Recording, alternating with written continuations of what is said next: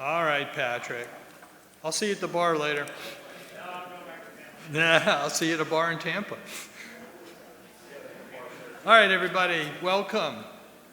My name's Mickey Jacob, and I have the pleasure to introduce our speaker for this session, Mr. Brad Hood, who spent 25 years as an FBI special agent, investigating complex cases while specializing in financial crimes, corruption, and money laundering violations, which is code for if he showed up at your door, you have big problems. During his career, Brad has worked on some of the most infamous cases in American history, to include 9/11, the Oklahoma City bombing, and multi-billion-dollar health sale fraud case. Because of his experience, Brett was chosen to be an advisor when the FBI created their executive leadership development programs, as well as being chosen to be a leadership instructor at the FBI's National Academy, a 10-week college program for law enforcement executives from all over the world. Brett has been qualified as a financial crimes and money laundering expert in the Middle District of Florida, as well as the Eastern District of Missouri. And he's a 4-time winner of the United States Attorney's Office Special Agent of the Year Award for his work in financial crime and money laundering. In addition, Brett has received 2 commendations from the FBI Director for Leadership and Innovation, and those are pretty impressive credentials. However, I think his most impressive credential is that he's the instructor for the Jacob Leadership Institute, and I'm going with that. Ladies and gentlemen, Mr. Brett Hood. Thank you, everybody. How are we doing today? Good. I want to say that you all are very, very brave, because here we are at 420, 425, and you're coming to a class about bias. That takes some bravery, right? So when you saw this class, how many of you had a negative connotation associated with this class? Good, good. Well, what we're going to do is I got 3 goals for you. Okay? 3 quick goals. We'll get out of here by 7:30 at the latest. Is that cool? Not going to happen, right? So my 3 goals are, I want you to learn something new. And there are about 100 to 120 different decision-making biases that affect all of us. And what I'm going to do is hopefully I'm going to trap you in a couple of these biases, and then we're going to look at each other and say, what just happened? Right? Second thing is I want you to think about behavior. And one of the people I want you to think about behavior is your own. Because sometimes we don't look at ourselves very objectively, right? And third, maybe most importantly, I want you to have some fun today. So, does that sound good? Great. Then let's get started. I want to take you into the FBI for just 5 minutes, okay? Just 5 minutes, and believe it, I will tie it back into architecture. I promise you that. But I want to take you to the FBI. I want to take you to a case, a murder case. How many of you thought you were going to be talking about a murder case in an architecture conference, right? Well, I want to take you into the murder case, and what I want to do is I want to make you all a jury. So I'm going to give you a certain set of facts. And what I want you to do is decide whether or not the person that I'm telling you about is guilty beyond a reasonable doubt or not guilty. Now, beyond a reasonable doubt, that's up to you. Some people say it's about 95%, right? So you might think that the person did it, but you don't think there's enough evidence to go beyond a reasonable doubt, you vote not guilty. All right? Everybody understand? Because here we go. I'm going to read the facts to you. And we start with an 18-year-old boy is charged with second-degree murder in the killing of his father. Second-degree murder can be a crime of spontaneity. It doesn't have to be premeditated. Okay? You can only vote on second-degree murder. No other legal violations can be considered. Your first witness who testified was an older lady who walked with a cane and lived directly below the boy and his father. On the night of the killing, at around midnight, the woman heard noises from upstairs. As she listened, she heard what sounded like a verbal argument between the boy and his father. The lady has known the family for a number of years, so she's able to recognize each of their voices. She testified that she heard the boy say, "I'm going to kill you." A second later, she hears a loud thud above her. After hearing the thud, she then runs to the door of her apartment, opens up the door, and sees the son running down the stairs and out the front door of the building. After this happens, she immediately calls police. Police respond to the scene. Coroner responds to the scene. Coroner rules that the cause of death is from a stab wound in the chest. The knife pulled from the body is a switchblade.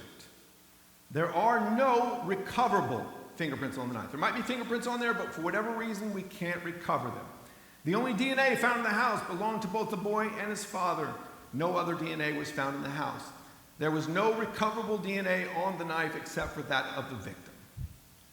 Witness number 2 is an older gentleman who wore glasses and lived across the street on the second floor of an apartment building. He also knew both the son and the father. An elevated train track stood between the two buildings, but it did not obstruct his view into the other apartment. At around midnight, the gentleman was lying in bed trying to go to sleep. He could not go to sleep because of hot weather. As one of the elevated trains roared by, the gentleman happened to look across the street to see through the windows of the moving train the son raise his arm high and stab his father in a downward motion. Shortly after that, the lights across the way were turned off. Now the boy, the son, has an extensive criminal record. He has arrest for burglary, throwing a rock at a teacher in his school, and he's been arrested on 2 occasions for assault where he brandished a switchblade knife. The boy's been in and out of reform school since he was 10 years old. At about 3 a.m. of that night, the son returns back to the apartment, and he's told that his father is dead. He immediately becomes a suspect. In an interview, here's what the boy says. He says, at about 8 p.m., he left the apartment because him and his father got into a fight. He then went to a store. He also claimed that his father had struck him multiple times. He then went to a store where he purchased a switchblade. At 8:45 p.m., he stopped in front of a convenience store to speak with his friends. He left at 9:45 p.m. and arrived back at the apartment around 10 p.m.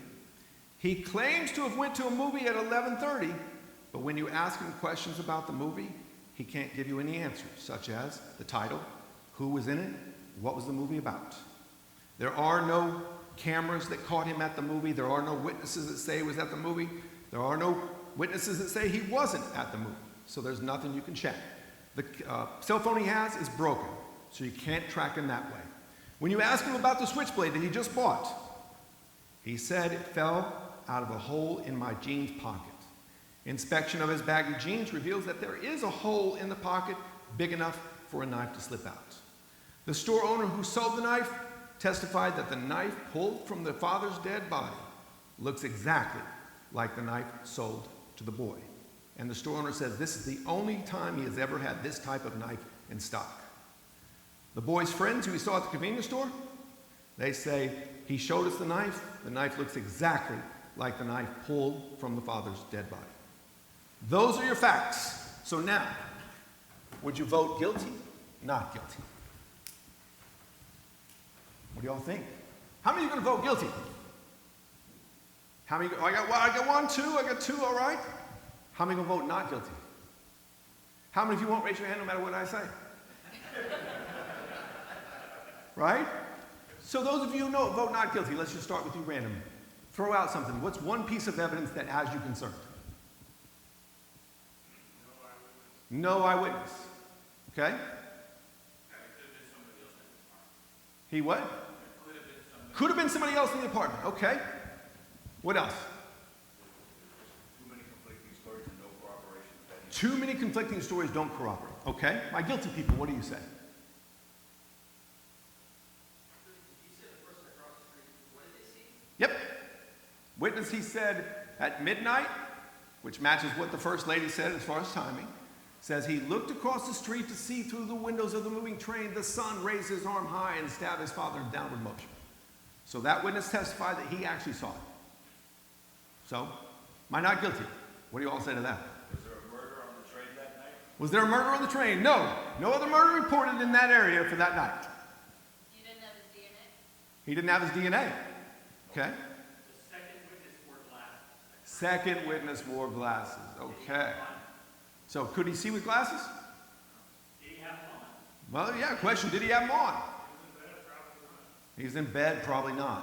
What else? We heard about the son on the floor. We have no idea what caused it. We heard the witness lived below said she heard a loud thud. Right. That was from the apartment up above. What we can assume maybe, or maybe not, is that it could be the body, but that's not clear, right? Yeah, but it could also have been the son falling from one of his father's blows. Could be the son falling from one of his father's blows, right? Anybody have a problem with the old lady?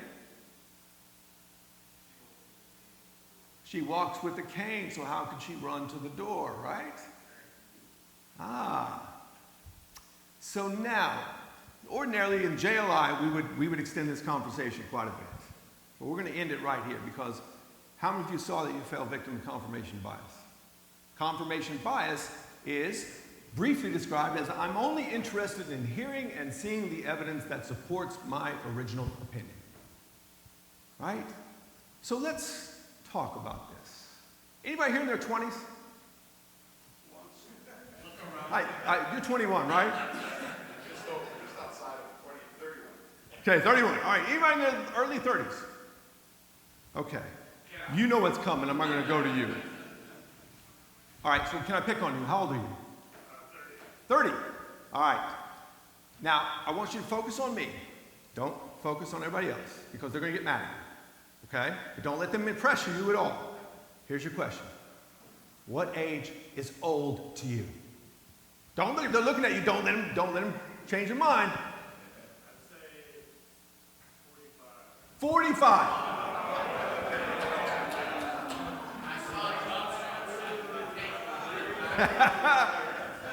All right, my next question is how many of you are older than 45? Right? Now, if I ask you what's old to you, what would you say? 81. Right? And if you're lucky enough to hit 81 and somebody asks you what is old to you, are you going to say 81 or are you going to go even higher? Right? So now as I gave you all the same bit of information, you can see that the pictures in your head were vastly different depending on what age you are. Right? And so as you get information in architecture, you have a picture that pops in your head. Does it match everybody else's? How many of you have ever had this happen to you? How many of you have asked one of your associates, one of your colleagues, whoever it was, to do something for you? And then they bring it back and it's nothing like what you wanted. You get frustrated by that? Yeah, but do you ever think that maybe what we communicated wasn't as clear as what we thought? Right. When we communicate, there's different pictures, there's different thoughts, different ideas going through everybody's head. And what that's called is the curse of knowledge. We know exactly what we intend to say. And we think we're being perfectly clear. But when they bring the stuff back, we see that we weren't as clear as we thought, right? And so how many of you get mad, especially when somebody below in the food chain brings you something that you didn't want? Do you ever look at yourself and say, could I have communicated that a little bit differently? That's a little bit harder, isn't it? And that's what we call self-serving bias. We look at things in such a way that it promotes our positive self-image, which is absolutely necessary in our personalities. Okay? Think about this. How many of you have ever said or done something you regretted? Oh, yeah, we all have, right? So, I want you to go back at that time. You don't have to share the stories, don't worry. Go back in that time and see what happened. Just think about it. Were you like me? Let's say you said something you regretted, and as soon as you said it, you said, oh, those should have been inside words, not outside words, right? And then your brain went to work, and it did this. It said up here, without saying out loud, said, I probably shouldn't have said that.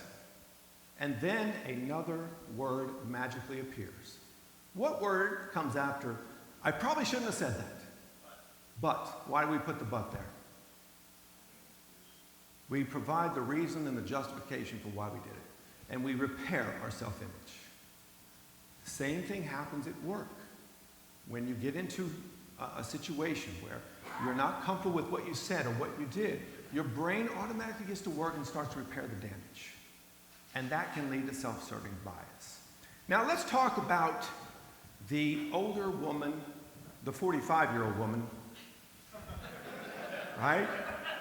Hey, don't worry though, they can pick on you, but I had a 22-year-old tell everybody in the room that 28-year-old was old. So 45 wasn't bad. So how many of you thought that she has issues running to the door? Is that an... Yes. But how many of you pictured her running like this? When, if she's got a cane, could running be something like this? Why didn't you picture that? You think from your perspective, right? And since none of you, probably, at least none of you I saw as you walked in, walk with a cane, you don't consider the possibility that running can be a completely different form if it's somebody who's handicapped. And so what happens there is called the false consensus bias. We think that given a certain situation, given a certain stimulus, we are all going to act in the same way. But we don't. We look at things differently. We decide differently. So when somebody makes a bad decision at work, and you know that's going to happen, is it our natural reaction to get frustrated? Like, how did you make that decision? Right? And we said, we think that it's obvious. The answer is obvious. But to everybody, is the answer obvious? How many of you have ever made a stupid decision? Yeah, I've made many, right? My wife made one 30 years ago, right? But we all make stupid decisions when we judge ourselves. And here's the thing I use in the JLI Institute. It's a quote. And I want you to think about this quote as we go through this class. Why is it that we judge ourselves on our intentions and everyone else on their actions? Why is it that we judge ourselves on our intentions and everyone else on their actions? That's because we know what we meant to do. But if you want to overcome bias in decision making, then ask people, and when they mess up, say, tell me what you were thinking when you decided to do this. And you start to understand that process. You start to understand how people think, how they came to that conclusion. And then maybe you can guide them and they can learn. How many of you ever touched the hot stove when you were young? Did you do it twice? No, you learned. But I'm willing to bet that if somebody told you, and I bet mom and dad told you, don't touch the hot stove, what you tell your people, are they really going to learn? Or are they going to fail and learn? Now, obviously, in your business, there's some failures you got to stop. Like in my business, the FBI, in certain situations, they're going to fail, and I know it, I have to stop it. But in other situations, if they fail, isn't that a great learning experience? You know? That's what we fail to do sometimes. And I'll tell you the story out of San Diego. One of my students that came through, he said he had a young kid who, he had this problem we had to figure out. And the kid was just barking at the supervisor saying, we need to do it this way. And the supervisor was like, it's not going to work, we've tried it. But he said, in my head, I remember you telling me in class, Brett, I remember you telling me, let him fail, so he'll learn. And so he says, I said, go ahead, let's try it. And he says, I know he's going to fail. So he takes the first 3 steps, and I'm like, yep, head right to that dead end. And then, on the 4th step, he does something that he doesn't expect. And the 5th step, what he ends up doing is figuring out a quicker and more efficient way to do it. Instead of shutting people down, you might find that there's another better way to do things. Again, if you think it's going to end up in failure where people are going to get hurt, stop it. But if it's a chance for somebody to learn, some of the best lessons, how about you? Some of the best lessons you ever got, did it come from failure? Yeah. So failure's not as bad. Now let's go to one last little character before we move on. The man across the street who wore glasses. How many had a problem with him? Right, because no one wears their glasses to sleep, right? Since doing this exercise, I've had at least 30, 40 people come up to me and said, I fall asleep every night with my glasses on. And I look at them and I say, how? Because I flop around like a fish. I'd break a pair of glasses every night. But people are different, right? People are different. And then lastly, did I tell you if he had nearsightedness or farsightedness? No. Does that make a difference? Did I give you the distance between the trains, the buildings, anything like that? No. So what happened is you fell victim to confirmation bias. How many of you actually consciously realized that you started making a decision about guilt or innocence before you even got to the end of the scenario? Now, if I would have given you some bombshell bit of evidence, you would have changed your mind, but I didn't. And so I'd say most of you, about halfway through, you started leaning in one direction. And that's what this exercise is about. We can all look at the same things and see something completely differently. And what happens is your brain doesn't even realize it. Your brain works in such a way that it presents a picture that fits what you want. And if you've been through with me before, and if you have, I apologize for being repetitive, but I think there's some people that haven't been with me before. There's a book called Thinking Fast and Slow. It's by a guy named Daniel Kahneman. And let me tell you, if you have trouble sleeping, that's a great book to get because it's academic and it's tough. But he's got some great stuff in there about bias. And he describes the brain this way. He describes system 1, which is your reactionary brain. And so how many of you have ever been on a country road, driving late at night, and you see a deer in the middle of the road? What do? Hit the brakes, swerve, hit the gas. I'm from Southern Illinois, man. We hit the gas, and we just put that deer on top, and we eat it. Right? That's your system 1. That's your reactionary brain, right? How many of you bought a car before? Was that fun? But I bet that you negotiated the crap out of that. And you thought about, this is the price I'm willing to pay.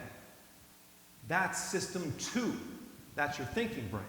So now my next question to you is, which brain do you spend more time in every day? System 1, reactionary brain. System 2, thinking brain. How many say system 1? How many say system 2? How many of you won't raise your hand? I got a quick question for you. Go ahead and spit out the answer because you all know it. How many of each animal did Moses take on the ark? 2. Thank you. Who said no? The answer is 0 because Noah took them on the ark, not Moses. 95% of your decisions every single day are made with system 1.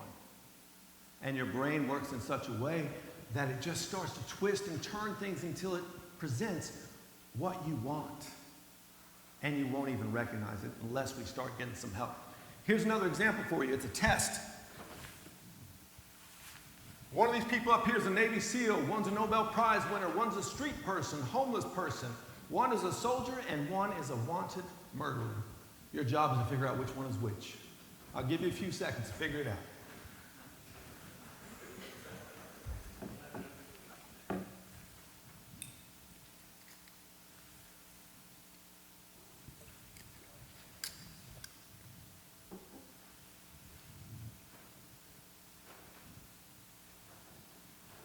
Tough decisions, right? All right, if you need more time, take it. Somebody, give me what do you think A is? The murderer. The murderer, why? Because all females killed, right?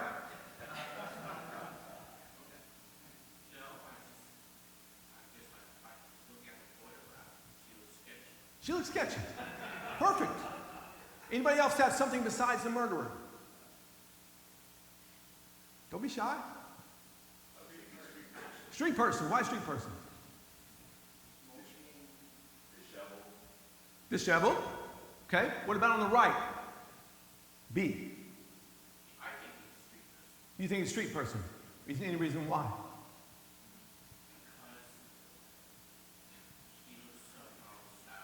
He looks somehow sad.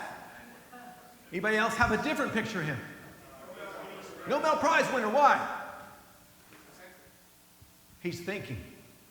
Right? What about the middle, C? When I do this in front of cops, what do they all say? Murderer. Every single time, murderer. And I'm a little concerned because my wife watches all these murder porn shows like Snap, Kill Your Husband, and all that other stuff. All right? What about D on the bottom left? What about him? Okay, what about E? Seal. Okay, let's see how you did. Here's the right answers. How many got them all correct? What was the purpose of this exercise? You don't know. Yeah, you don't know. But you also can't stop it. Every time you meet somebody, what happens is system one takes control, starts going through all the file filters in your brain, and says, this person looks like so-and-so, I like them. Okay. Oh, somebody back here. They're throwing me off here. I'm like, wait a minute, it's supposed to come from me back here. Yeah. Yes. So what happens is you start to use stereotypes. That's what these things are. Biases are based in stereotypes. They're called schemas, which are mental shortcuts. And I have to tell you this story. I did this class for the Mississippi Highway Patrol. I do a whole 8-hour class on implicit bias, how it affects decision making. And we had this exercise up here. One of the students comes up to me after the break, and he looks at me and says, this is wrong. And I looked at him and said, oh, I'm sorry if I offended you. And he says, no, you didn't offend me at all. It's incorrect. And I'm like, no, I know who put it together. I know everything is correct on there. He's like, no, it's not. And I'm going to ask you, out of these 5 people up here, which one did he say was incorrect?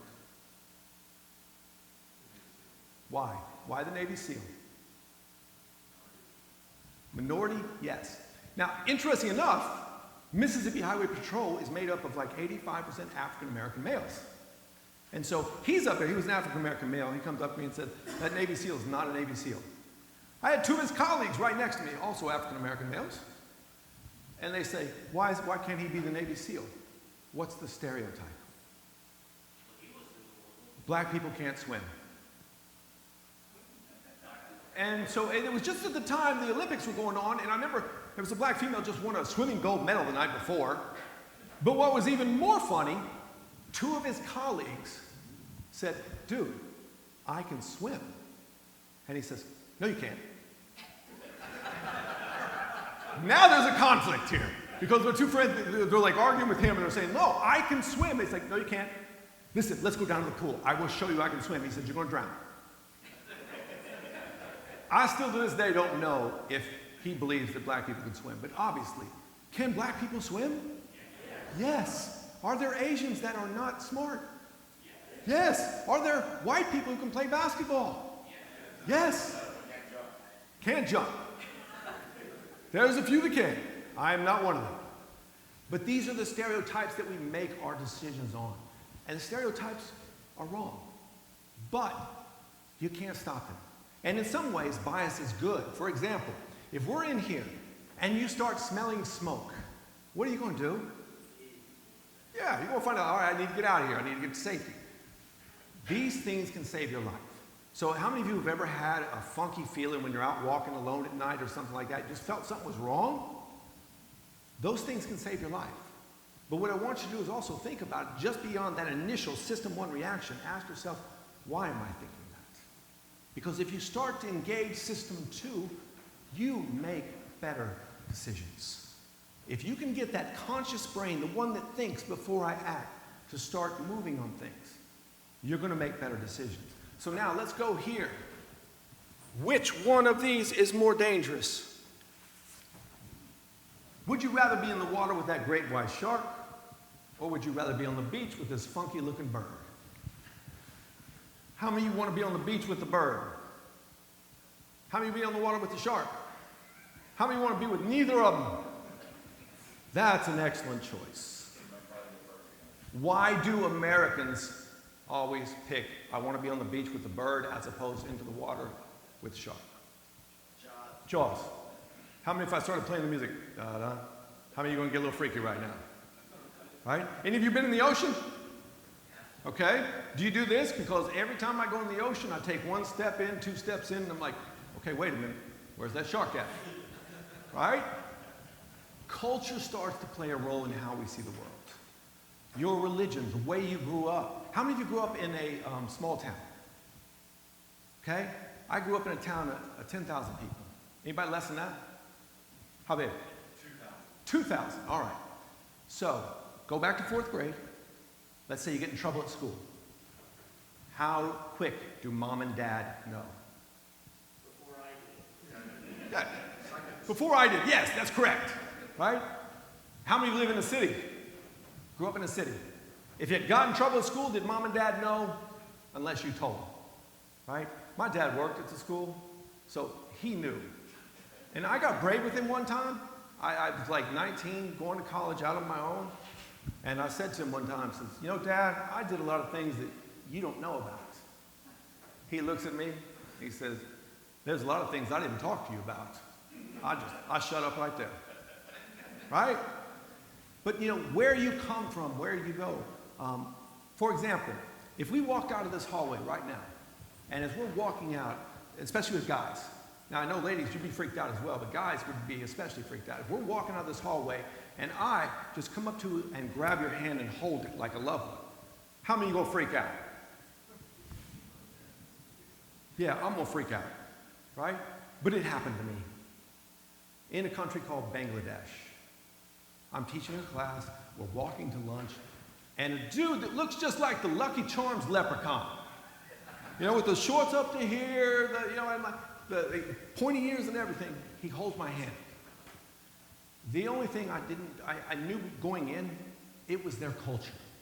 That was a sign of respect between people, that they would hold hands together. Now, I did it for 20 seconds because it freaked me out, right? After about 20 seconds, I'm like, oh, I got an itch, sorry. And just sped up way past him. Your cultures, the people inside your firm have different cultures, different beliefs, were raised in small towns and big towns. They all have different perspectives. And now, I ask you, are you utilizing them to help you make your decisions? Because if you use people that have different perspectives, different ideas, guess what happens? You make better decisions. The latest studies from Wall Street show that a board of directors that consists of different cultures, different genders, different people from different backgrounds, they make better decisions. They are more profitable and they're more efficient. As you look around, do people look like you? And so now, next one here. How many of you would like to live in a place like this? There we go. Whoops. How many want to live in a place like that? If somebody came to you looking for a job and you knew that this was their house, would you look at them the same way as if somebody lived in a house like this? These are system 1 behaviors, stuff that we can't control. Would you hire this guy? Right? He's over 45, by the way. Right? And so, when you see this, what are some of the characteristics of a person like this do you immediately come to mind? Don't know, right? But you see he's older, so probably thinking about experience, right? Give you different things, right? What we do, in fact, there's a really interesting study. They took kids that were like 22 years old, and they gave them a word test. And they thought that they were doing something else. So they just gave them this little word test where it's like, they gave you the first couple of letters of the word, and then you had to figure out. And then they had you go to another room to do the second part of the test, then you got paid, right? And so the words that they were given were like senior citizens, bingo, different words associated with older people. The real test was that they timed the students as they walked from the room to the other room. Now they did a standard group, but they're not what they call primed with those words. The students who did not get the words of senior citizen, old, tired, walked about 2 seconds faster down the 15-foot hallway than people that didn't. So whether we realize it or not, when you see somebody who's of older age, we associate certain things with them. And is that always true? Second thing, what about this guy right here? Let's go. There we go. He's young. He's from a different culture. We give him different things. They did another study. People that had, let me ask this question first. Any Polish people in here? Or anybody got some funky last names? I know your last name's not that funky. Polish. But so any last names that are really weird? Not weird. That's wrong terminology. But long and hard to pronounce. Because if your name is hard to pronounce, you're less likely to get hired. right? There's a number of studies out there where they send out applications, and they change the names to various things. So they change the names from Matt. Matt gets hired about 20% of the time. They change the name to Annette. The resume is still the same. Annette gets hired about 8% of the time. They change the name to Jamal or DeMarcus, and the hiring goes down even more. One of the ways to prevent bias, especially when it comes to hiring decisions, is to be blind to the name. Be blind. Don't have the name in front of you, because believe it or not, the name influences you, whether you realize it or not. In fact, I'll give you a great story out of Cincinnati. Back in the mid-'80s, I think it was, Cincinnati had a city orchestra, city symphony. And in the mid-'80s, whenever it was, all of the wind instruments were held, the positions were held by males. Because males, bigger lung capacity, they can hold the notes longer. Right? And so here's what happened. The maestro's son wanted to try out. They said, well, we don't want to be biased, so let's have everybody play behind a curtain. And guess what happened? They had 4 seats open. How many were filled by women? 3 out of the 4. Now, they had to make one other change. What other change did they have to make? They had to take their shoes off. Why? Because the clacking of the heels told the judges that it was a woman. But when they went in with just barefoot, they tended to pick women more. And again, these are people who don't intentionally set out to hire a certain class of people. You know, they're all people, we all have good intentions. But that's where System 1 comes in. It works in ways that we don't consciously realize. How many of you have ever done this? How many of you have ever wanted to buy like a toy, something that you really had trouble justifying the purchase, because it was expensive or something like that? If you're like me, sometimes I make a list. Reasons to buy, reasons not to buy. Because for me, if I write it down, it helps me make the decision. If you're like me, when you make the list, you look down and you see there's 8 reasons not to buy, 2 reasons to buy. Do you do like me and say, oh, we got to fix the reasons to buy section? So we quickly add 6 things to make it, we end up doing what we want, right? And again, it's not a conscious process. The same thing with hiring. We hire people who talk, who act, and who look just like us, right? So, would you hire this guy? Anybody want to guess what his profession is? Tattoo artist. Opera singer. It's what? I'm sorry? Yes.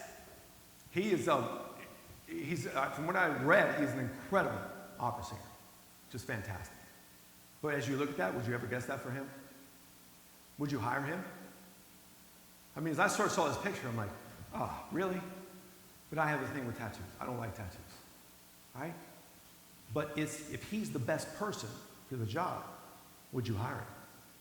So let's say this, especially in COVID, we didn't have as much person-to-person contact. And so let's say you were dealing with this person, and by head and shoulders, he is the best person on paper and in the telephone interview. And then he walks in. Does that change your mind? Right? So these are the things that start to happen, right? Now, what about this? Would you hire this guy? Kathy, there we go. Do you have certain impressions about him? It happens. Recent thing they did in, I think it was Washington, D.C. They had one of the best violin players in the world. Like, I'm talking like top 2, top 3 violin players in the world. They had him go down to the Washington, D.C. Metro. And he played there for an hour. Nobody noticed, right? And the guy gets like, I don't know, $100 grand for each time. But people just walk by, they never even noticed, right? There are people, I read about a guy from Yale who was homeless in LA. But you think about it, you walk past these people every day, do you pay attention to them? Is that person coming through your firm? Is he going to be, he or she, are they going to be a great hire, but we look at them in a certain way? They don't meet what we want? Do we miss out on that talent? Yeah. So now, would you rather have a leader? Which one would you rather have, the one on the left or one on the right?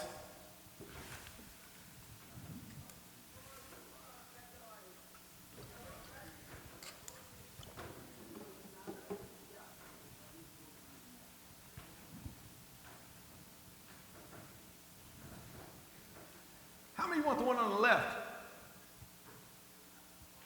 How many want the one on the right?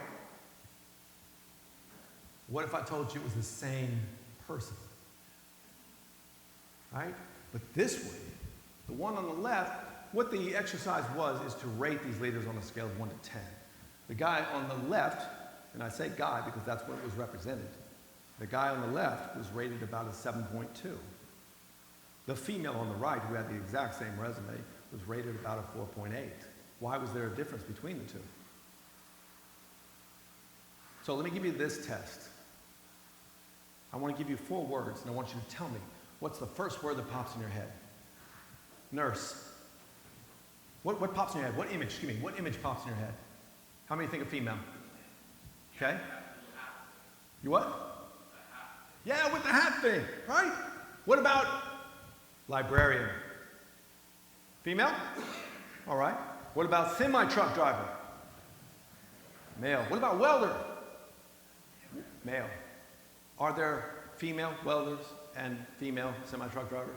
Are there male nurses and male librarians?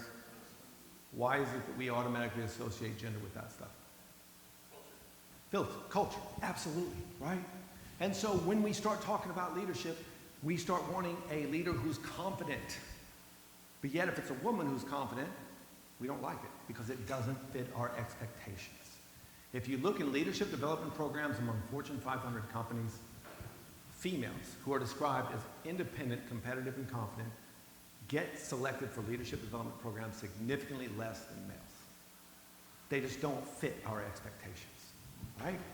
So let's keep going here. How many of you have ever had somebody be rude to you before? Did that affect your behavior? So let's imagine this. You're going into $6, which is my name for Starbucks because every time my wife and my daughter go there, it costs me $6. Right? And so this was set up by a TV show called Brain Games. A woman was an actress. She played the part of the barista. In the first set of participants that went through, she was exceedingly nice, exceedingly sweet. And she intentionally gave those customers back an extra $20 in cash. So she overpaid them. Almost every person returned that money. But the second group of participants, she wasn't very nice. So what she did is you went up there, she was on her phone talking, she had her phone up like this, like, hey, how you doing? And when you came up, she turned her back. And she's talking. What you didn't know is she's watching. She has a little mirror that she can see you. And she waits to the point where you're about ready to leave. And then she says, okay, I gotta go. Customer's really getting upset here. And then she puts her phone down, turns around to you and says, what do you want? And now you look at her, that anger is starting to come out, system 1, right? And you go, I want a caramel macchiato. She looks at you and says, really? Do you know how hard those are to make? You sure you want that? Now you're pounding the table, you're going, yes. So she gets it, she makes it for you, she gives you the extra $20. How many of those customers return that $20? None. Because there's a fee involved if you are rude to me. Right? So what you're saying is that your emotions, and how many of you have ever gotten emotional at work? Your emotions start to play a role in how you see people, in how you make these decisions. If you have, how many of you got a really good friend, a really good colleague, someone to tell you when you've been wrong?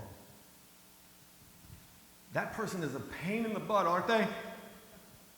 But they're absolutely essential, right? If you have someone who will tell you the truth, that is more valuable than anything I can teach you. A good friend of mine, he became CEO of a mid-sized Fortune 500 company. And he had a mentor his whole career. The mentor calls him on the day he got promoted and says, congratulations, you made it. And then he says this, and I want you to think about, what did he mean as he said this? He said, welcome to the first day of no one ever telling you the truth. Why are they not going to tell him the truth? Fear. And you're the boss, right? Think about it. Are you the boss at your firm? Are you up there? What's the chances that people tell you the truth. There's a little thing called psychological safety. Psychological safety is defined as the perception that I can offer a contradictory opinion, even to the bosses, without fear of ridicule or retribution. If you've established that, that is the number one trait that makes teams successful. Someone who can offer a contradictory view and then not be just impaled by a sword for it. If you, especially as a leader, are creating that type of culture where people feel comfortable talking to you about these things, your firm has a much better chance of success, better efficiency, better effectiveness, more profits, right? But psychological safety is hard. So what I say to people, how many of you have ever been called by the boss unexpectedly? What's your immediate thought that goes through your head when the boss calls you unexpectedly? What did I do wrong? Right? And so I've had this happen before. I'm sitting in my cubicle, the boss calls, Brett, can you come up here? Okay. I get out of my cubicle, I start walking. There's my colleague right there. Hey, where are you going? I said, boss just called me, I gotta go up there. My friend looks at me and goes, oh, okay. And then they start calling everybody. Brett got called up by the boss, and before long, everybody knows, right?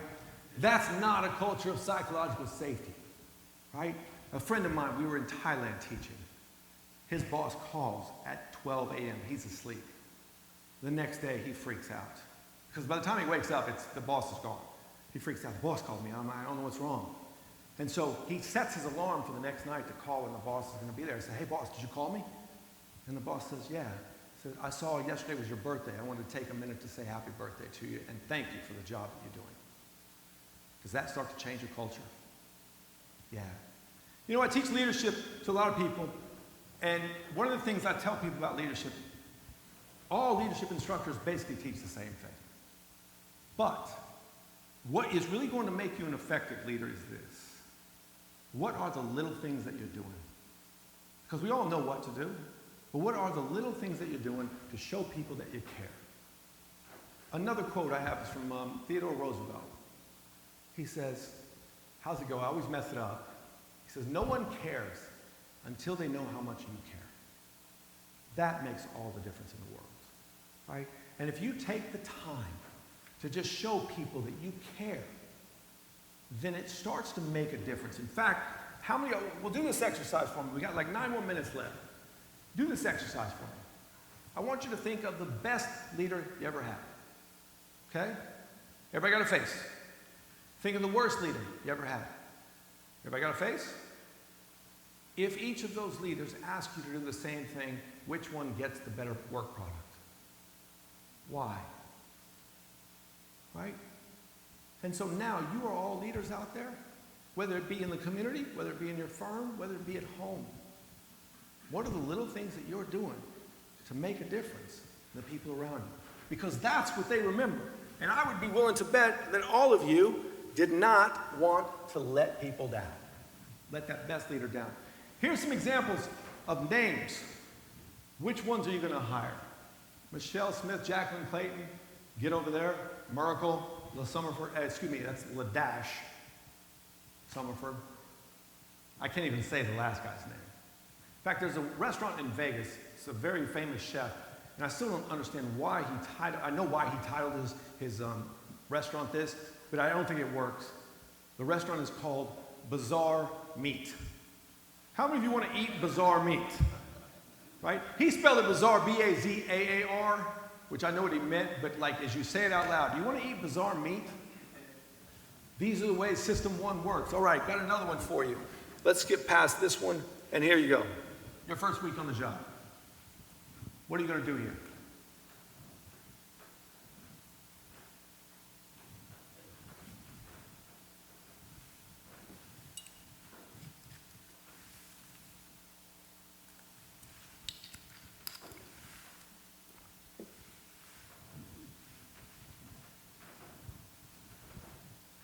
What will you do? How many are going to step up and say something? Now, before you even say this, you volunteer to drive? Yeah, you volunteer to drive, and he says, I got it. So you can't just say, I'm going to volunteer and drive. That's tried, it's rejected. So now what are you going to do? How experienced are you? Very little. It's your first or second day in the office. As far as what? Being a new college graduate or new sales or new employee? Interesting you say that. Why would that make a difference? As a recent graduate, I thought it would say much, but at this point, I'll speak up. Okay, so let me throw this at you if you don't mind. You're brand new to the office. Everybody in the office loves this guy. And let's say you bring up the issue. What's going to happen to you? Yeah, are you ready for that? Love it. Love it. And so there's an ethics book out there called Blind Spots. It's one of my favorite ethics books ever. And I don't give you a lot of books. If you want books, let me know. I've got a few business cards with me. I've got a reading list. I'll happily send you my reading list. Blind Spots is one of my favorite. They talk about us in two ways. The first is the want self. The second is the should self. Okay? So as you go through ethics training, you know what you should do. But there's that little thing called the want self where desire gets in the way. So I'll give you an example of this. How many of you would absolutely steal cash from someone? Just steal cash. No, doesn't matter. Just you see money on the table, you see a wallet, whatever it is, just steal it. Would anybody do that? I will. Probably not surprised. The FBI's had a lot of bad press lately. All right? But here's the situation. You have a daughter. You have a son. They're 7 years old. Unfortunately, they were born with genetic defects. Right? And what's good is that a shot every month can help the boy, the girl survive and live a normal life. And the shot costs $100. So it's, it's a lot, but it's not so much that it really impacts your lifestyle. So for 7 years, you've been going every month, first of the month, to get this shot for the kid. Kid is great. And then you go in, it's August 1st. You talk to the doctor gives a shot, kid runs off, plays around. Talking to the doctor slips you the bill, and it's $10,000. You're like, whoa, doc, 100, 10,000, what's up? He says, oh yeah, the company that manufactures this medication, they sold the rights to another company. They had to raise the price in order to cover the cost. So now it's 10,000. So now, fast forward in the future, you've exhausted your savings, you've sold every asset you have no more leverage personally. You went to family members, you got everything that you can from them, you went to friends, you maximized your credit cards, you did everything like that. You even did a GoFundMe. And the doctor's giving you 3 or 4 shots, but the doctor says, I can't keep doing this. How many are you going to steal to keep your kid alive? Yeah, right? That's the want self. Pretty drastic scenario, but the want self gets in the way. Combine it with system 1, we do what we want. That's where it gets dangerous, okay? So let's go through a last couple things. Let's go past this one. Okay. We got to engage system 2, all right? One of the ways to do that is to actively think. One of the things that I use in my decision making is when somebody gives me a problem, I have no problem coming in with a decision. But the minute that decision pops in my head, then I try to ask myself, what if I would have made the exact opposite choice? What would have happened then? So that way I'm trying to create a different perspective from what my initial gut reaction is. John F. Kennedy, after the Bay of Pigs invasion, the horrible mistake that was, he pursued it another way. He had his brother Robert, who was the acting attorney general at the time, become his permanent devil's advocate. So he told his brother, whatever decision I make, you are to argue the exact opposite, even if you don't believe it. The idea was to generate different perspectives. When you generate different perspectives, you get different points of view. You see different outcomes that you never imagined. That helps you make different decisions. And the last thing I want to leave you with is this right here. In leadership, we talk about this in the JLI. We have a fingerprint. Y'all are familiar with how many Law and Order fans out there, right? See the fingerprint stuff, fingerprint evidence? Every time you interact with someone, whether it be someone in your firm, someone in the public, someone in the community, family, you leave a fingerprint behind. As a leader, are you proud of the fingerprint that you're leaving behind? And that's one of the questions I ask myself when I interact with people. It's like, the fingerprint I'm leaving, am I proud of what kind of fingerprint I'm leaving behind? And if you can answer yes to that, then you're doing well. So bias is something that happens in each and every one of us. We can't stop it. Sometimes it's good, sometimes it's bad. What we have to do is create these different perspectives, engage that conscious brain instead of the reactionary brain, get people involved, get different points of view, and you're going to find that bias doesn't emerge negatively as much as it would if you were doing this by yourself. So my last question to you was, did you learn something new? Okay. Did you think about behavior? Did you have fun? And was this class anything like you expected it to be? That's a good thing, right? And I would be really bad if I held you any later. So enjoy, thank you so much, and let me lastly promote the JLI. It's a lot of fun, we learn a lot, and hopefully, from what I've seen, we're making better leaders. So if you have people who are interested in that, please look into JLI and see if it's good for them. Thank you, everybody. Yeah, oh, you got a question? Yes. Did the what? I'm sorry? Did the boy kill her father or not? My older people in the class, you might recognize this. It's a movie. It's called 12 Angry Men. If you've never seen the movie, you should watch it because you'll actually see some characters in the movie here. Right? But I'm not going to tell you what happened in the movie. You have to look it up. All right. Take care. Have fun, everybody.